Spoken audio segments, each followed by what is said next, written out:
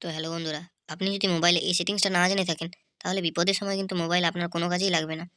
এই সেটিংসটা জানলে হয়তো আপনার জীবনও বেঁচে যেতে পারে। তাই ভিডিও শেষ পর্যন্ত থাকুন এবং দেখুন। প্রথমে আপনাকে মোবাইলের সেটিংস খুলে ফেলতে হবে। এরপরে সেটিংসে একটু নিচের দিকে স্ক্রল করবেন। স্ক্রল করলে দেখতে পাবেন সেফটি অ্যাজ ইমার্জেন্সি SOS, এটাতে ক্লিক করবেন। এখানটায় দেখবেন অপশান আছে একদম উপরে ইমার্জেন্সি SOS। এটাতে আপনাকে প্রথমে ক্লিক করে দিতে হবে। এরপরে আপনার অনেকগুলো অপশান দেখতে পারবেন। এমার্জেন্সি SOS উপরে যে আছে এটাকে আপনাকে অফ থাকবে, অন করে নিতে হবে। এরপর নিচে দেখতে পারবেন ডিফল্ট ইমার্জেন্সি নাম্বার আপনার সবসময় 112ই সিলেক্ট থাকবে। এটা আপনি কাস্টম করে আপনি অন্য নাম্বারও সিলেক্ট করতে পারবেন, কিন্তু আমি সবসময় আপনাদেরকে সাজেশন দেবো সবসময় 112ই সিলেক্ট করার জন্য থাকে। এটা হচ্ছে ইমার্জেন্সি নাম্বার।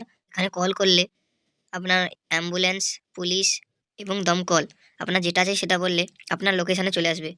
আর সবথেকে ইম্পর্ট্যান্ট জিনিস হলো আপনার পাওয়ার বটন ৩ বার একসঙ্গে খুব তাড়াতাড়ি চাপতে হবে, তাহলেই আপনার অটোমেটিক কল চলে যাবে। আপনাকে যদি কেউ কিডন্যাপ করে নেয় তাহলে এটা কিন্তু আপনার খুবই কাজে লাগবে। তাই আপনার পরিবারের সবাইকে এটা শেয়ার করে দিন। এটা তাদের জীবনও বাঁচিয়ে দিতে পারে। ভিডিওটা ভালো লাগলে লাইক, শেয়ার, কমেন্ট করবেন। আর যদি এরকম ভিডিও আরও দেখতে চান তাহলে চ্যানেলটাকে সাবস্ক্রাইব করে রাখবেন।